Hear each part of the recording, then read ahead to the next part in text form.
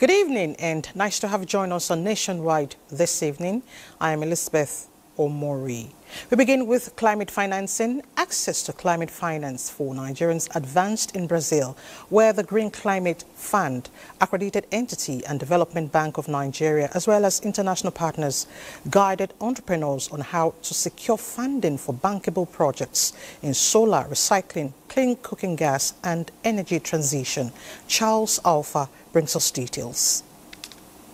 Nigerians are moving closer to unlocking more finance for clean energy projects and advancing a just energy transition. What is happening here is a practical demonstration of how these funds can be accessed to support real climate solutions. Following its accreditation by the Green Climate Fund, the world's largest climate finance provider for developing countries, the Development Bank of Nigeria has become a direct access entity. So the project itself must be fund ready. So things like what's the climate rationale? What's the mechanics and the modeling of the project in terms of the economics? Is it financially sustainable? What's the social impact? So it's important to put together that documentation that can sell itself. And that takes work. So one of the things we've tried to do is to secure the competence in-house as well as also the funding required to prepare those projects such that when we take it to the funders like GCF, it will scale. The Development Bank of Nigeria, since its accreditation a few years ago, has aligned its strategy with its regulator, the National Council on Climate Change, Nigeria's nationally determined contributions, and the National Transition Plans. It has also established a dedicated desk for its Green Climate Fund program to fast-track qualifying transactions while mobilizing partner banks to co-fund climate-friendly projects. In Belém, Brazil, Charles Alpha, NTA News. Every COP presents opportunities not just for world leaders to negotiate texts, but also for climate-vulnerable countries to assess the actions that must be taken. In Belém, subnational governments, civil society organizations and Nigerian lawmakers discussed opportunities, priority areas and ongoing efforts to tackle climate challenges, especially as they affect women and agriculture.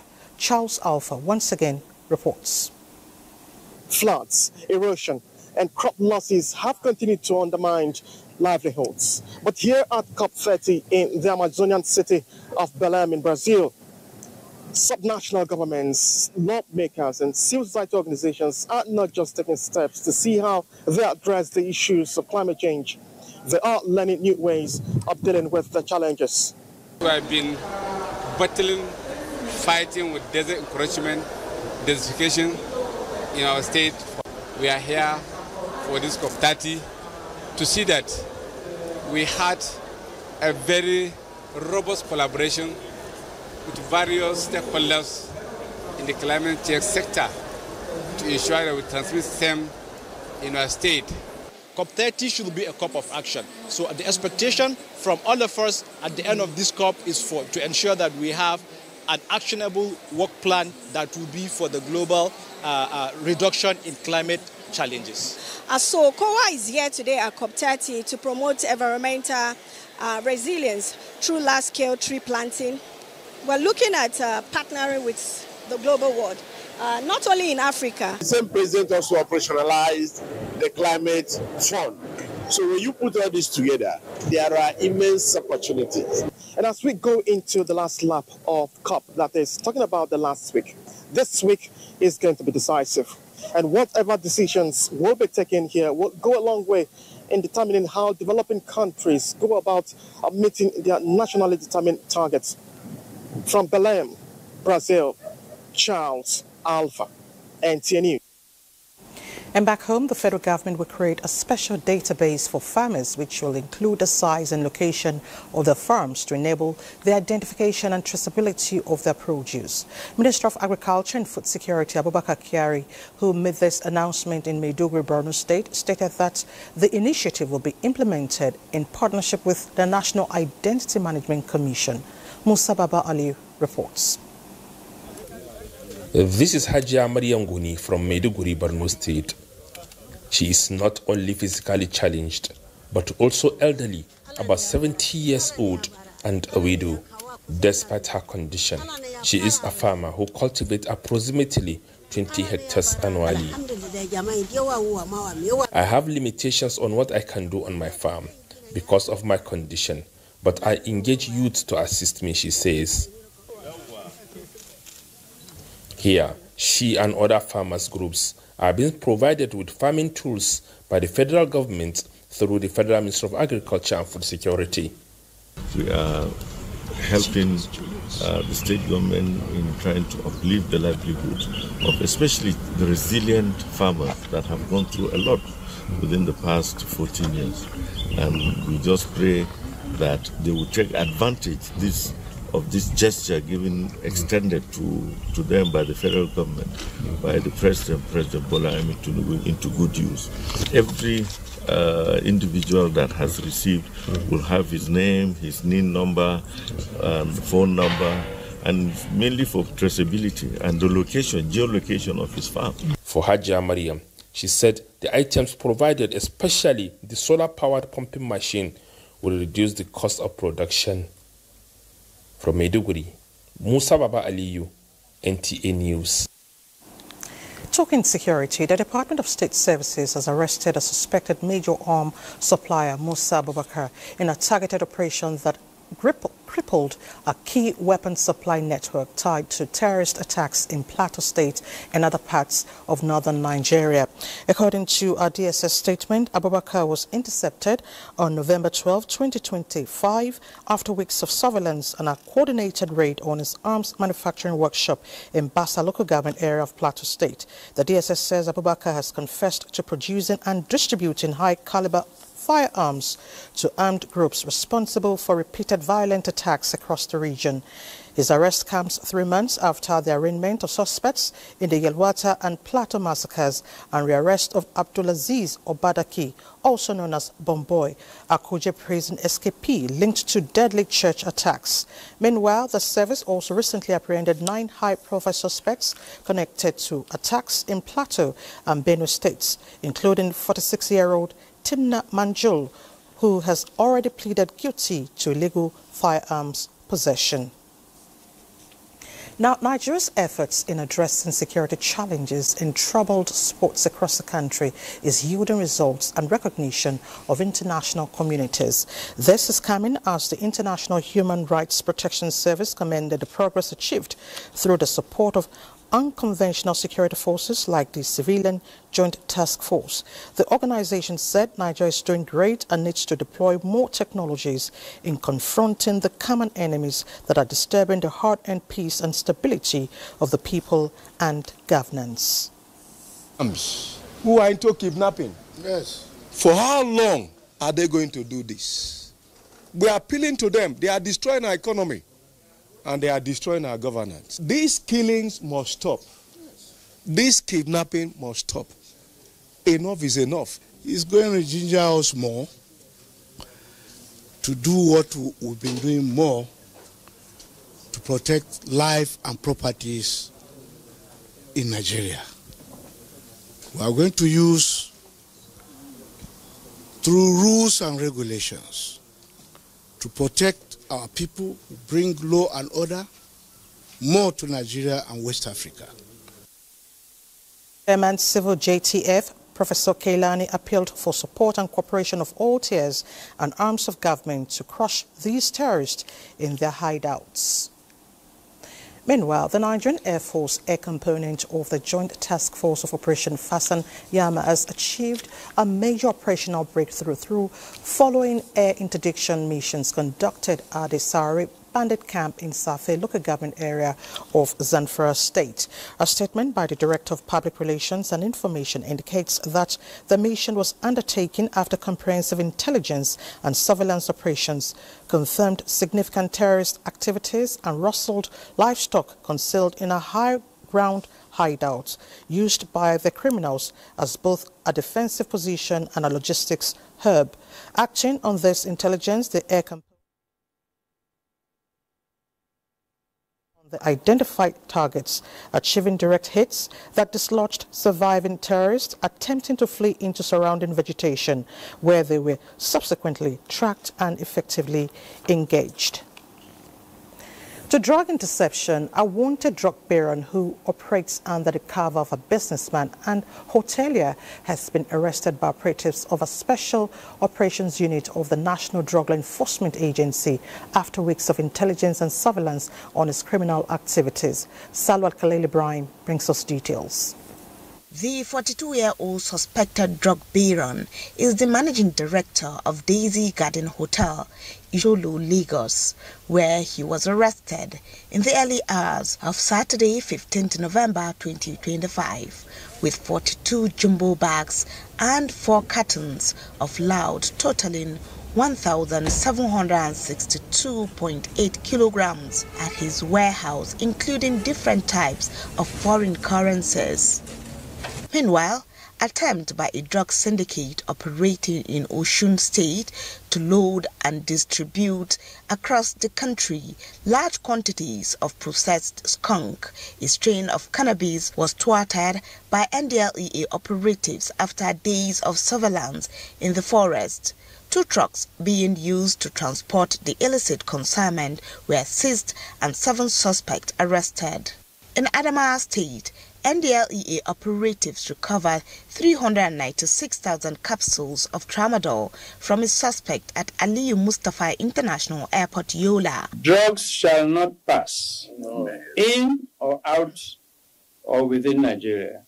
While commending officers and men of the agency in their relentless fight against drug traffickers, the chairman of the NDLEA, Brigadier General Mohammed Buba Marwa, who was recently reappointed for a second term in office by the president, has warned drug barons, traffickers and their cartels to quit the criminal trade or face more hard time during his second tenure.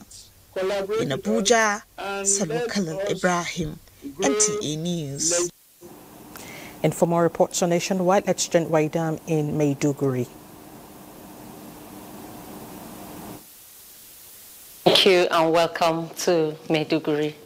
A delegation from the Medical and Dental Council of Nigeria, MDCN, during the accreditation visit to Kashim Ibrahim University Medical College, Maiduguri, has commended the Borno State government for its remarkable investment in developing the health sector, particularly in the training of future medical professionals. The council noted that such commitment will translate into improved and sustainable healthcare delivery across the state. Angarju Anagawa brings us the report.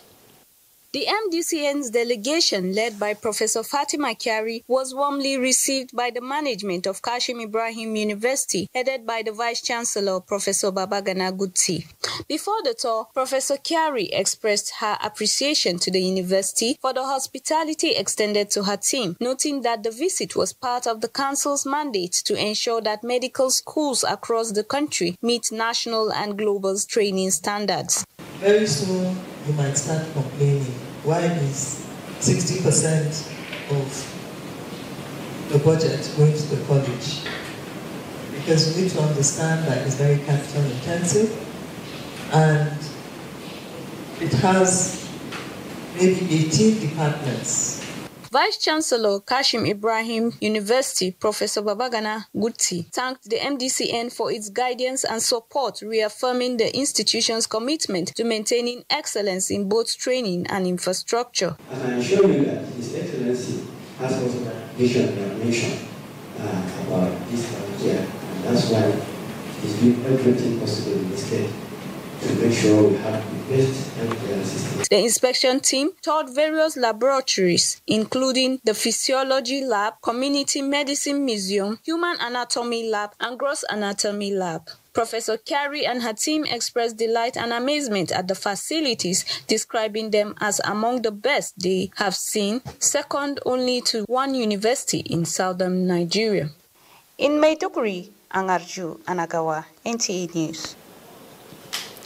A non-governmental organization that has been championing the cause for peace, cohesion, and tranquility in the aftermath of Boko Haram crisis in Borno State, Alamin Foundation for Peace and Development, has organized a one-day workshop to strengthen the capacity of women mediators from Maiduguri Metropolitan Council and Jeri local government areas. Abubakar Musa reports. Supported by the Canada Fund for Local Initiatives, the training focused on improving grassroots mediation, transitional justice, and the reintegration of radicalized minors, with the broader goal of empowering women as key drivers of peace within their communities. Executive Director, Alamin Foundation for Peace, Hamsatu Alamin, emphasized the essence of the workshop, especially in advancing community-led transitional justice, noting the foundation's motive to expand the Canada Fund for Local Initiatives to Bama local government area. She reflected on the deep impacts of insurgency in Bama, citing the killing of a female hunter leader, Mai Bintu, as a symbol of the violence women endured, and reaffirmed the foundation's commitment to interfaith collaboration through initiatives such as the Female Forum for Muslim and Christian Women for Peace. We gave them a training in what mediation is, and then the expectation of Alamin Foundation and then the Canadian High Commission to give women more agency, more voice, and more visibility in the current dispensation of conflict management and resolution in fragile societies like Borno State. During the workshop, facilitators highlighted the need for stronger policies on child reintegration and more inclusive peace-building strategies. The workshop concluded with participants calling for greater support for conflict victims, improved educational access for displaced children, and stronger reintegration commitments from repentant insurgents. In Maiduguri, Abubakar Musa, NTA News. And those are the reports from Maiduguri. It is now time for our first break. Our nationwide news will continue with Elizabeth in Abuja. Thank you for your time.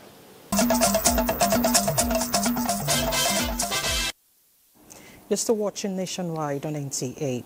With the aim of restoring degraded ecosystems and promote greener environment around the nation's borders, the Nigeria Customs Officers' Wives Association, COA, has flagged off its Green Border Initiative at the Customs Service Semi-Area Command. Diana Ajale reports that the event also featured the formal unveiling of Customs Care Initiative targeted at providing free medical consultations and laboratory tests.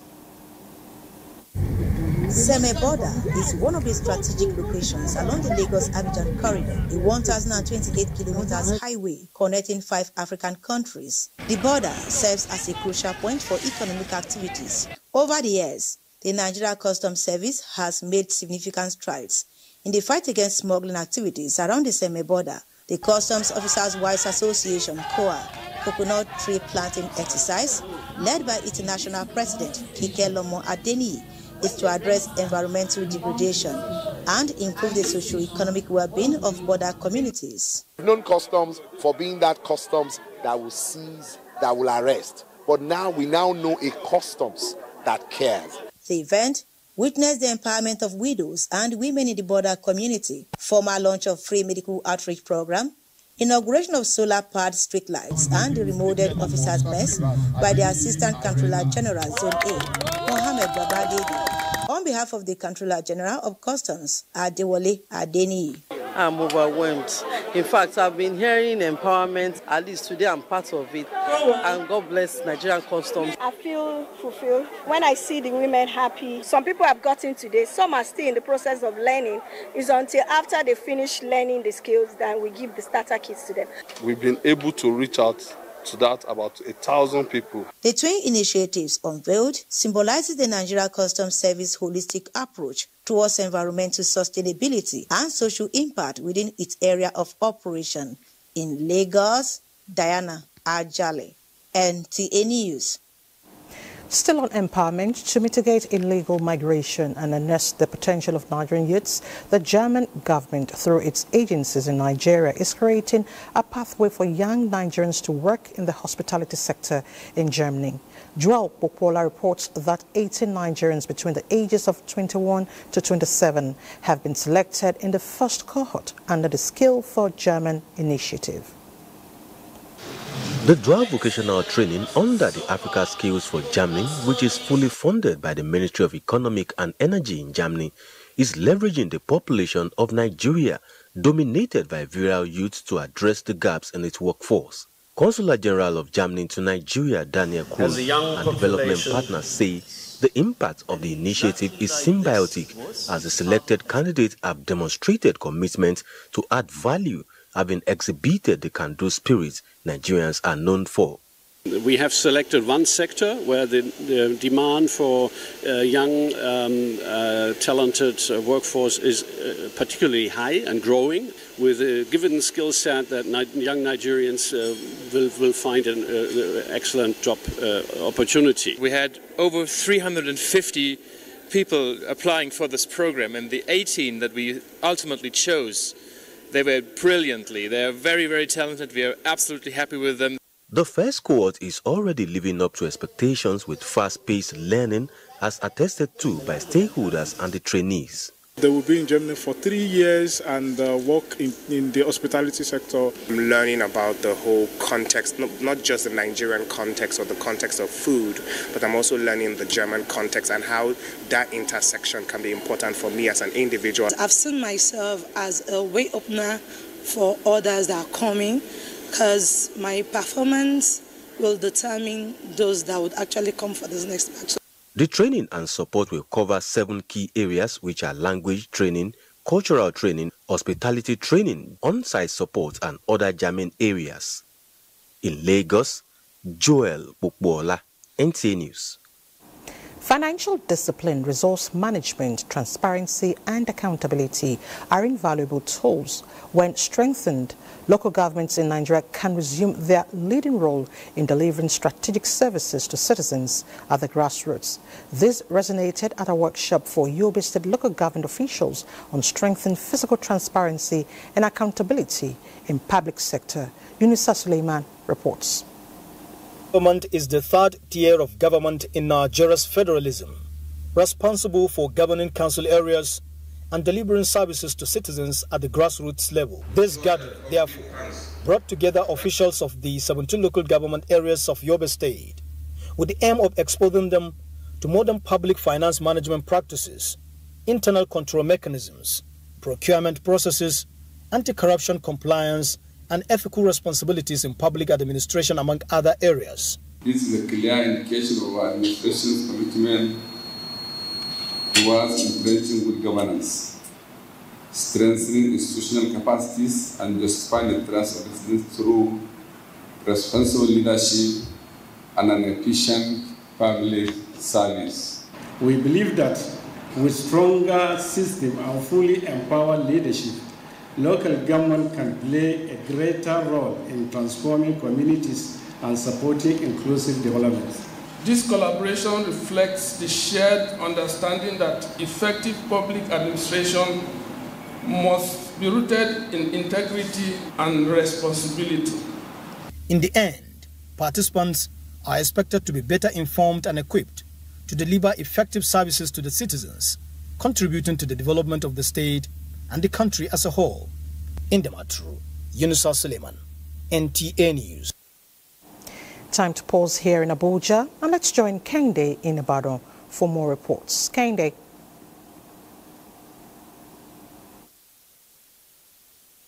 Thank you, Elizabeth. And welcome to Ibadan. The People's Democratic Party has concluded its national convention, ending deliberations that many stakeholders believe will define the party's direction ahead of the 2027 general elections. Grace Anyolike reports that the convention closed with calls for unity, discipline, and commitment to the PDP's electoral agenda.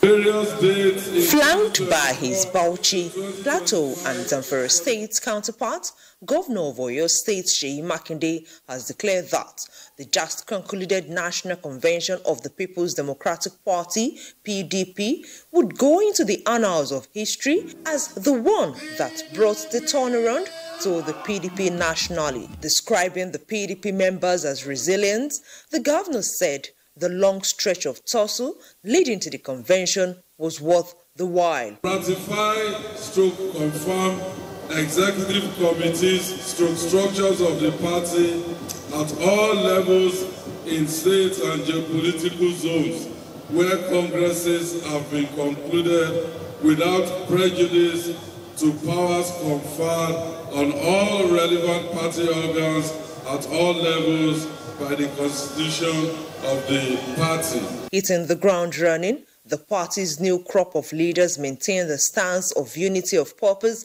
and courage to reclaim the party's place as a leading democratic political party in Nigeria. The only political party that contains and maintains its name, its symbol, its motto, its density is the People's Democratic Party. If we do not have a vibrant opposition, then you would not have, you just have elections that will become electoral or authoritarianism, where you have elections, but those elections do not help with democratic consolidation. From party reforms to strategic alignments, stakeholders describe the convention as a major step towards building for electoral victory in Ibadan. Grace Ayonleke, NTA News. The need for innovation in chemical education in higher institutions has again been emphasized. This was at the 19th National Conference of the Students' Chemical Society of Nigeria held in Ibadan. Yemisi Ajagun has the details. The conference, which drew students from across the country, was to chart a way forward in the field of chemistry. In his keynote address, Professor Jonathan Babalola reiterated the importance of innovation in chemical education, especially in contemporary society. He called for use of virtual laboratories, adaptive learning, and the use of artificial intelligence to aid learning. If it makes learning chemistry easy, then it helps in making chemistry more productive. So if people get to know what to do, then it's a lot better to come out with better products. Other speakers at the event urged the students to take advantage of abundant opportunities in their field of study to diversify in the various fields of chemistry. They are tech savvy, and so they can do more, even more than the chemists of old. Every other aspect of our lives, chemistry is there, and the sustainability cannot be overemphasized. Some of the participants spoke on the essence of the gathering and take home from the event. The main aim of this conference is to unite the young chemists together and chart a way forward. We want to inspire our students beyond just books, how they can balance life problems, stay on their feet and still keep going. Students that are not driven by just their books, but can think outside the box. And awards were given to distinguished personalities and deserving members. Founded in year 2000, SCSN is the student arm of Chemical Society of Nigeria in Ibadan. Yemisi Ajagun, NTA News. Those are the trending reports from Ibadan. Nationwide continues with Jenny in Port Harcourt after the break.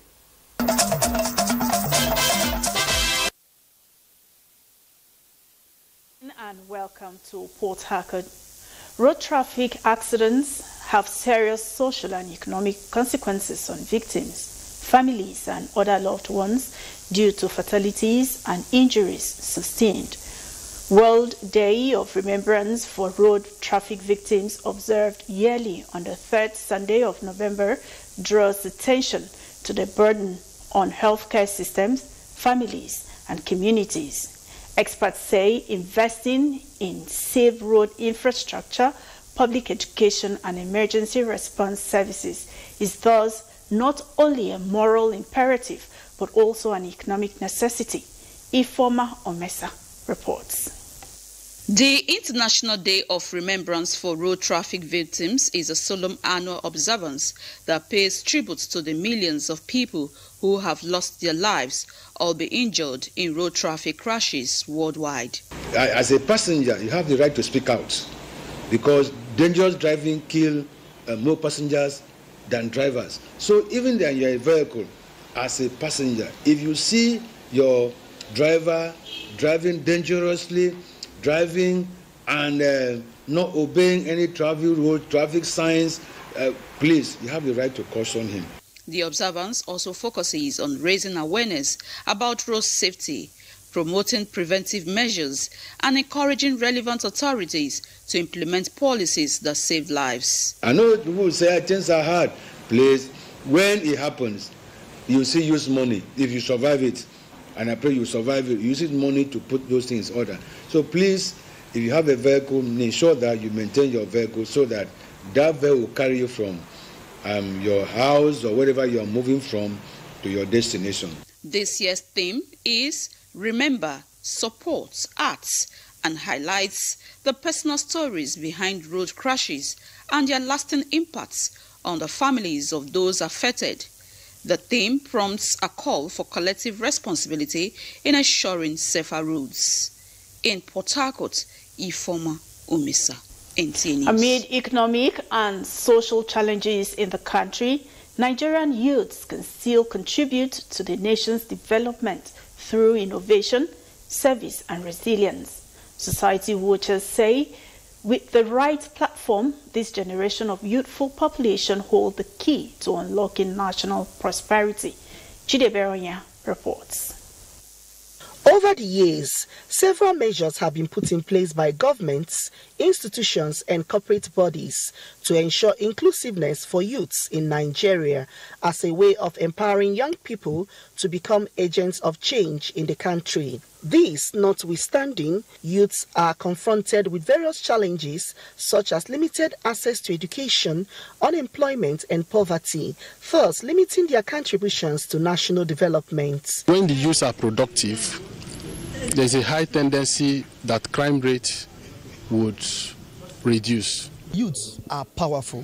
We need to prepare for the youth. If we can divert this negative impression and power to positivisms, it means that the sky will be our limit. While underscoring the critical role young people play in shaping Nigeria's political, social, economic and cultural trajectories, close watchers of developments note that Nigerian youths must adopt a proactive mindset by embracing entrepreneurship, engaging in community development, and cultivating critical thinking skills to strengthen the society. We should not wait for white-collar jobs as youths. That is a mistake we make in Nigeria. Every youth is a potential entrepreneur. Therefore, they have to explore what they have. As Nigerians look forward to greater youth engagement in the country, observers are of the view that achieving it requires a multifaceted approach that addresses the various barriers to their inclusion. In Port Harcourt, Chide Beronya, NTA News. And those are the contributions from Port Harcourt. Nationwide continues with Elizabeth in Abuja. Thank you so much, Jenny. And as we celebrate the World Day of Remember victims of road traffic victims here in Abuja, stakeholders say there's a need for legislation against hit-and-run cases as a step to reduce road traffic crashes in the country. President, Road Safety Officers' Wives Association, Nafisa Shehu Mohammed said this when she visited the Federal Medical Center, Jabi, to mark this year's Day of Remembrance of Road Traffic Victims. Oyeyemi Ajay reports, and we advise viewers' discretion. A case too many in the country. Hit and run, with the perpetrators walking freely. Take, for example, Mary was hit by a driver who is yet to be identified. She was brought into the Federal Medical Center, Jabi, by a good Samaritan for treatment. Sadly, till today, she is said to be mentally unstable. The culprit is yet to be known, and for about 4 weeks without any family presence, she has been receiving treatments and care at the hospital. Commonest cause is human factor. Reckless driving. Abuja is known for hit-and-run vehicular accidents. Hit and run. Most times, when accident victims are brought here, we don't know who hit them down. This is another out of many cases of hit and run, which has become imminent and has increased cases of road traffic crashes in the country. As a way of commemorating this year's Day of Remembrance of Road Traffic Victims in the country, the Rasowa President has taken up the hospital bill of Mary for the next 30 days and supported 2 others with cash gifts. It's traumatizing to be here and find a lot of crash victims looking, some beyond recognition, some unconscious. There is need for a wake-up call to act in regards to a safer motoring activities across the Federation. The passengers should also be on the lookout. They should just not enter into the car, get carried away, sleep and forget and relax. They should also engage the driver in discussion so that he will not sleep while driving. The SECA may not take care of all their needs. However, it has brought not just relief to the beneficiaries, but also a feeling that they are not alone in their plight. Oyeyemi Ajayi, NTA News. Thank you, Yemi. Meanwhile, the Nigerian Army reiterates its commitment to having a highly motivated and professional medical corps that will deliver excellent healthcare services in support of a combat-ready Nigerian Army. The commander, Nigerian Army Medical Corps, Brigadier General Innocent Alulu Enuchola, gave the commitment while touring Nigerian Army Medical Facility in Kaduna to ascertain its level of functionality. Haruna Mohammed reports. It is the first official visit of the Corps Commander, Nigerian Army Medical Corps, aimed at strengthening medical infrastructure within the Nigerian Army. At the 44 Nigerian Army Reference Hospital, one of the nation's premier military medical center known for its critical role in trauma care, research and advanced medical services, the commander toured through various departments, assessing the state of medical equipment, specialized units including the radiology wing, emergency trauma center, gas house, physical rehabilitation center, and the ongoing project and overall service delivery. He commended the dedication of medical personnel while emphasizing the Army's commitment to modernizing its healthcare system to align with the global standard. We need to align ourselves with a vision to have that excellent healthcare service in support of Nigerian Army. And to do so, we must train, we must retrain, we must be professional, we must be disciplined. The visit by the Corps Commander is expected to accelerate ongoing reforms within the Nigerian Army Medical Corps, ensuring that healthcare delivery remains efficient, resilient, and responsive to the need of troops in active operations, their families, and the general public. In Kaduna, Haruna Mohammed, NTA News. Now, stakeholders have continued to appraise the giant strides of the President Bola Tinubu administration, calling on Nigerians to support the renewed hope agenda for a prosperous country. Haruna Mohammed once again reports that this was at a workshop on Nigeria at 65 with the theme, The Journey So Far with the Renewed Hope Agenda in View, held in Kaduna.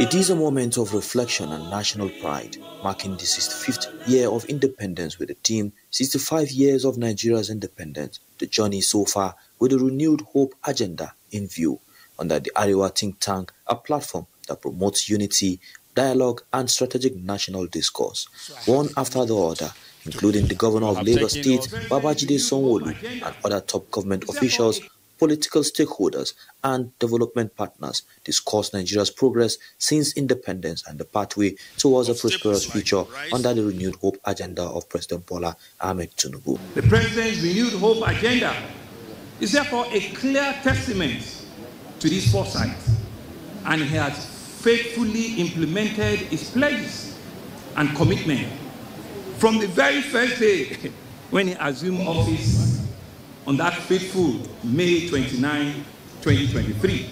Gone are the days where you have to have convoy in the morning with full security to escort trucks and cars into Kaduna. We are sure President Asiwaju Ahmed Bola Tinubu will take us to the promised land, inshallah. The lecture serves not only as a celebration of Nigeria's independence, but as a call to action to all citizens to contribute their quota towards national growth and sustainable development. In Kaduna, Haruna Mohammed, NTA News. Talking inclusivity, the federal government has unveiled a presidential initiative of People, Place and Platform to empower people with disabilities through the discovery of ability in disability projects.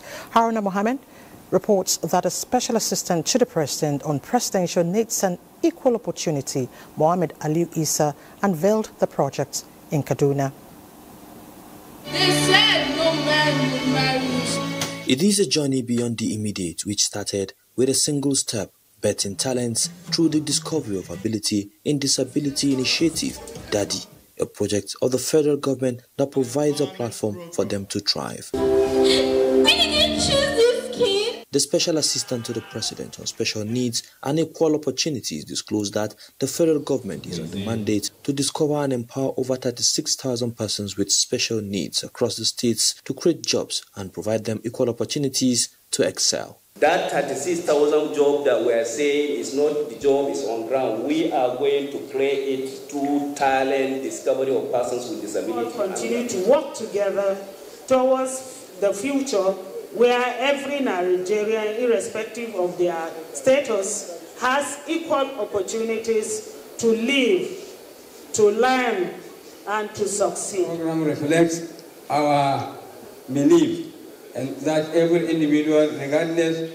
of his physical challenges, possesses unique talents given by the Almighty Allah. Tell our stories so loud for the world to hear. With an initiative like this, Discovering Ability and Disability Initiative of the federal government unlocks the hidden potentials to enable them to be economically independent. In Kaduna, Haruna Mohammed, NTA. Talking sports, the 27th edition of the Nigerian University Games has ended at the Jeremiah Oseni Mini Stadium at the University of Jos. Correspondent Dobnan Nimia reports that Benson Idahosa University emerged champions with 34 medals. Edo State remains one of the sports-friendly states in Nigeria, as student athletes from the state won 2 of the top 3 positions at the conclusion of the 27th Nigerian University Games in Jos, Plateau State. Champions Benson Idahosa University earned 34 medals comprising 25 gold, 6 silver and 3 bronze. Hosts University of Jos won 50 medals, 18 gold, 15 silver and 17 bronze, while the third position belongs to University of Benin, which got 15 gold, 9 silver and 10 bronze medals, making a total of 34. Abia State University and Usman Danfodio University Sokoto are joint 58 and last on the medal table, having won a solitary bronze each. The atmosphere on Saturday at the University Stadium was filled with excitement as athletes, officials and guests gathered for the closing ceremony of the 2025 Nigerian University Games. A lot of people thought, and a lot of universities thought that Plateau State is not a safe place to come. But I can guarantee you that, that some of the athletes and some of the contingents that have come from other universities do not want to leave. And sports remain a vital channel for molding character, shaping discipline, and nurturing leadership. University of Calabar will host the 28th NUGA in 2026. And all is now set for Super Eagles World Cup playoff clash against the Leopards of DR Congo in Rabat, Morocco, with Nigeria on course for victory. Let's join Suleiman Musa on Sports Updates. Nigeria face DR Congo in a crucial final at 8 p.m. tonight in Rabat, Morocco, competing for a chance to represent Africa in the 2026 World Cup Interconfederation playoff. The Super Eagles aim to qualify for the World Cup for the 7th time, while the Leopards are seeking their second ever appearance in the tournament. The 3-time continental champions have achieved victory in 5 of their last 6 matches, netting 10 times and conceding just 3 times across the most recent 3. So confidence is expected to be high heading into Sunday's finale. Super Eagles captain William Truss-Ekong has admitted that the Congolese team will pose a significant challenge, but he remains optimistic about his team's chances of success. There's no other motivation that we need. We all want to go to the World Cup, so it's going to be a difficult game. Congo also did well to get to the final here for Africa. Elsewhere, the International Road Crash Victims Africa has gathered hundreds of golfers and cyclists to participate in a competition aimed at increasing public awareness about the critical need to focus on the lives of road crash victims. As a matter of fact, I've not grown with this. So psychologically, it affected me a lot to the extent I feel I should die.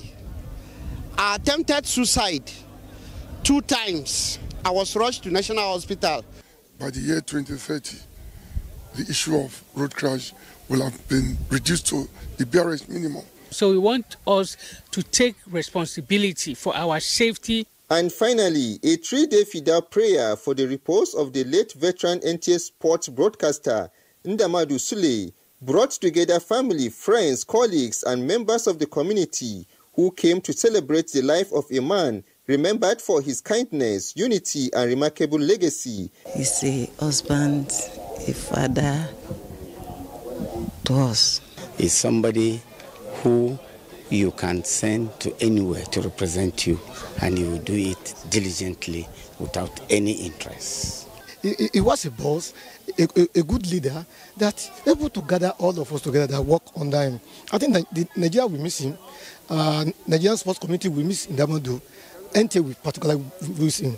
The late Ndamadu Sule lived as a father to all, a unifying figure whose impact will be long cherished. With sports update, Suleiman Musa, NTA News. Indeed, he will sorely be missed. And that's Nationwide today. Thank you so much for watching. I'm Elizabeth Omori. Good evening.